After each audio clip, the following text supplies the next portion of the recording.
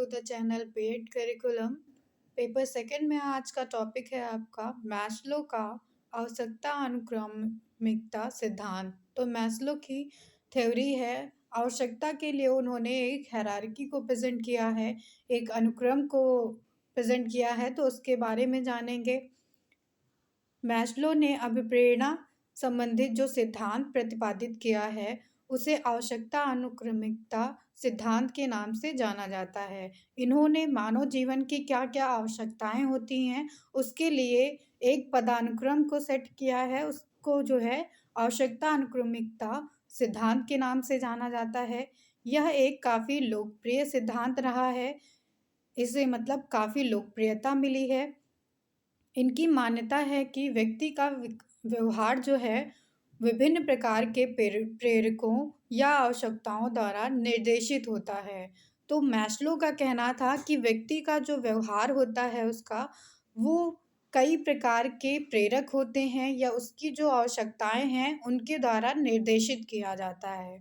Maslow के अनुसार आवश्यकताओं का विकास एक निश्चित क्रम में होता है। तो मैस्लो ने बताया है कि जो हमारी आवश्यकताएं हैं उनका विकास एक निश्चित क्रम के साथ चलता है। सर्वप्रथम निम्न क्रम आवश्यकताओं का और उसके बाद उच्च क्रम आवश्यकताओं का विकास होता है। तो मैस्लो ने बताया है कि पहले हमारी जो आवश्यकताएं हैं वो निम्न क्रम में बढ़ती हैं, फिर हमारी आवश्यकताएं उच्च क्रम में बढ़ती हैं। इस तरह से इनका जो निम्न क्रम और उच्च क्रम का पदानुक्रम है वो इस तरह से बताया गया है। तो ये जो पदानुक्रम है इसमें सबसे पहली जो आवश्यकता होती है मनुष्य की वो दैहिक आवश्यकताएं होती हैं, जिनको फिजियोलॉजिकल नीड्स के नाम से भी जाना जाता है। दूसरी आवश्यकता है सुरक्षात्मक आवश्यकताएं, जिनको सेफ्टी नीड के नाम से जानते हैं। फिर थर्ड आवश्यकता आती है संबंधन की आवश्यकता, तो नीड ऑफ बिलोंगिंगनेस। फोर्थ अवस्था है सम्मान की अवस्था, जिसको नीड ऑफ एस्टीम कहा जाता है। और पांचवी आवश्यकता होती है संज्ञानात्मक आवश्यकताएं, कॉग्निटिव नीड्स जिनको कहते हैं। छठी आवश्यकता है सौंदर्य बोधी आवश्यकताएं, जिनको एस्थेटिक नीड्स के नाम से जाना जाता है।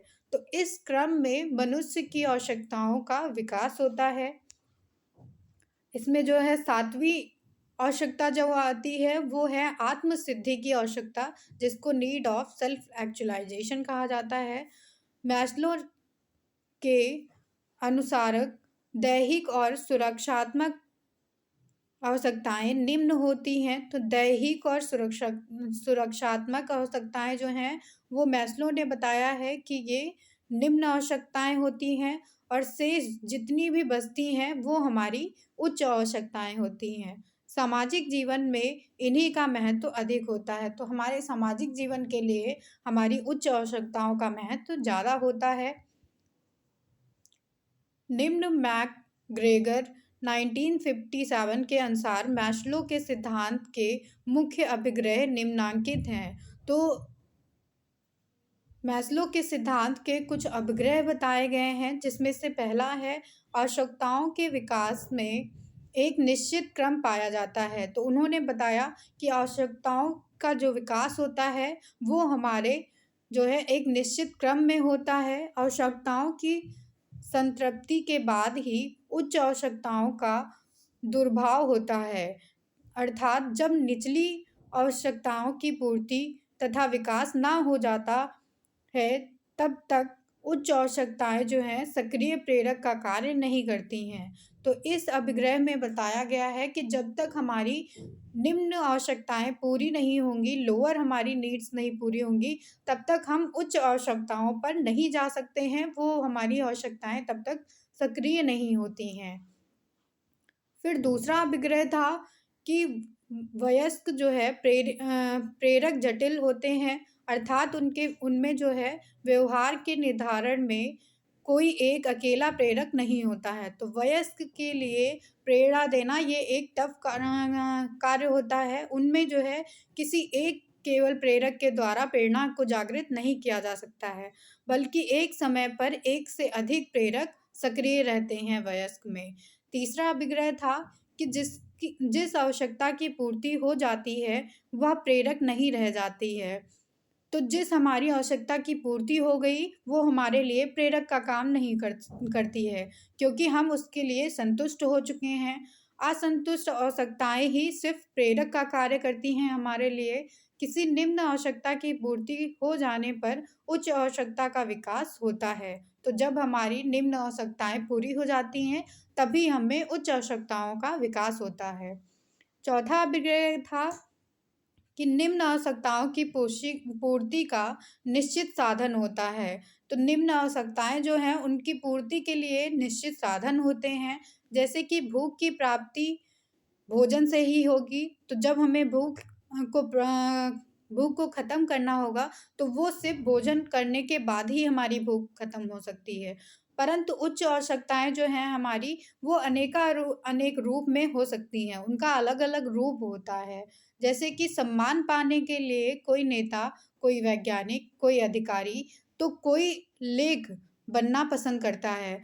तो उच्च आवश्यकताएँ जो हैं, वो अलग-अलग होती हैं। लेकिन निम्न आवश्यकताएँ जो होंगी वो हर एक व्यक्ति के लिए एक ही होती है। जैसे कि उच्च आवश्यकताओं में सम्मान पाने के लिए कोई डॉक्टर बनना चाहता है, कोई नेता बनना चाहता है, कोई साइंटिस्ट बनना चाहता है, कोई अधिकारी बनना चाहता है, तो कोई पोएट बनना चाहता है। तो ये जो है सम्मान की आवश्यकता को पूरी करने के लिए सबका क्राइटेरिया अलग हो जाता है।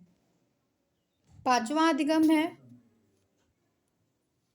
तो 5वें अभिग्रह में बताया गया है कि व्यक्ति जो है विकास या वृद्धि, तो व्यक्ति जो है वो एक तरह से विकास को पाना चाहता है या वृद्धि को पाना चाहता है। वो चाहता है कि उसका स्तर जो है वो लगातार बढ़ता जाए।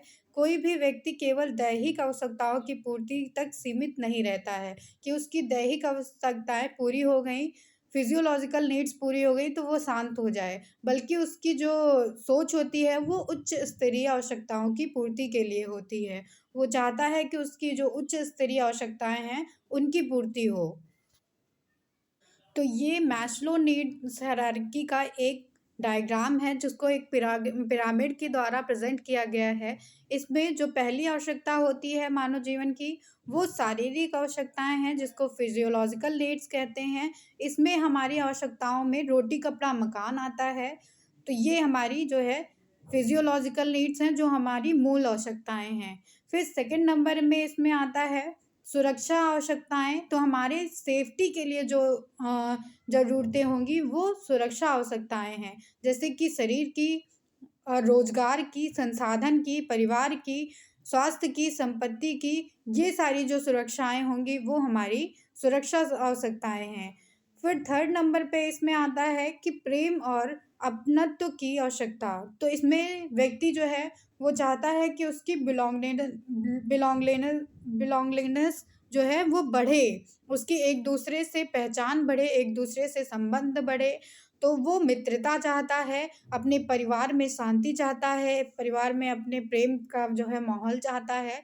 फिर जो हमारी आवश्यकता आती है वो सम्मान और प्रतिष्ठा की आवश्यकता आती है। इसमें व्यक्ति जो है अपने आप के लिए सम्मान चाहता है इस समाज में, उसकी एक अपनी प्रतिष्ठा होनी चाहिए समाज में। तो इसमें स्वाभिमान की भावना आती है, आत्मविश्वास आता है, उपलब्धि आती है, दूसरों के लिए सम्मान की भावना आती है, दूसरों से सम्मान पाने की इच्छा होती है और लास्ट में जो हमारी नीड आती है वो सेल्फ एक्चुअलाइज़ेशन की नीड है। तो हम खुद से कितना सैटिस्फाइड हैं, ये वो नीड्स होती है। तो इसमें नैतिकता की भावना और रचनात्मकता की भावना, समस्या समाधान की भावना, राग द्वेष से मुक्ति पाना, ये सारे जो है सेल्फ एक्चुअलाइज़ेशन में आते हैं। ये पूरा पिरामिड है मैस्लोज़ हायरार्की नीड्स का। आज छात्र को सीखने के लिए निम्न बिंदुओं पर ध्यान देना आवश्यक होता है। तो छात्र को सिखाने के लिए कौन-कौन से बिंदु आवश्यक हैं, ये देखते हैं हम। तो इसमें सबसे पहले ज़रूरत होती है अधिगम के लिए अधिगमकर्ता के साथ संबंध स्थापित करना।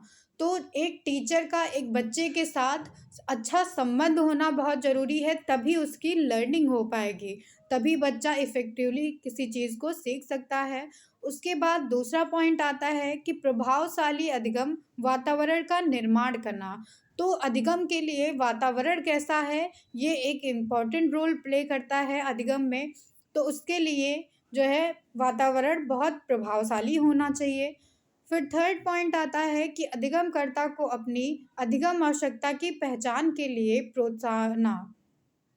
तो बच्चे को टीचर के द्वारा प्रोत्साहन मिलना चाहिए लगातार उसके अधिगम के लिए कि वो जिस चीज़ को कर रहा है वो बहुत अच्छा है, या उसको बार बार मोटिवेशन दिलाए रखना।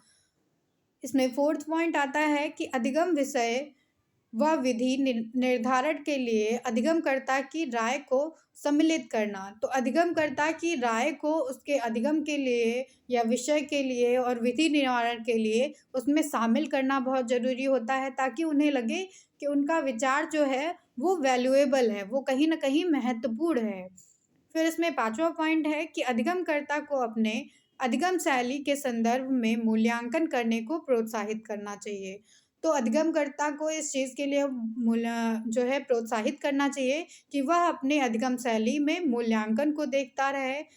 छठा पॉइंट आता है कि अधिगमकर्ता को अपने अधिगम उद्देश्य को विकसित करने को प्रोत्साहित करना चाहिए। तो अधिगमकर्ता को इसलिए प्रोत्साहित करना चाहिए कि उसका जो अधिगम का उद्देश्य है, उसको वो विकसित करे और उसको पूर्ण रूप से पा सके।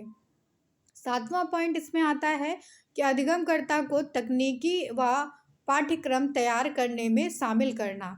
तो तकनीकी क्या है और करिकुलम क्या है एक बच्चे के लिए, उसके क्लास के अकॉर्डिंग, तो इस चीज़ में भी बच्चे को शामिल करना चाहिए, अधिगमकर्ता के पॉइंट ऑफ व्यू को शामिल करना चाहिए इसमें। अधिगमकर्ता को सीखने की योजना बनाने में मदद करना। तो सीखने के लिए बच्चे की योजना में उसकी हेल्प करनी।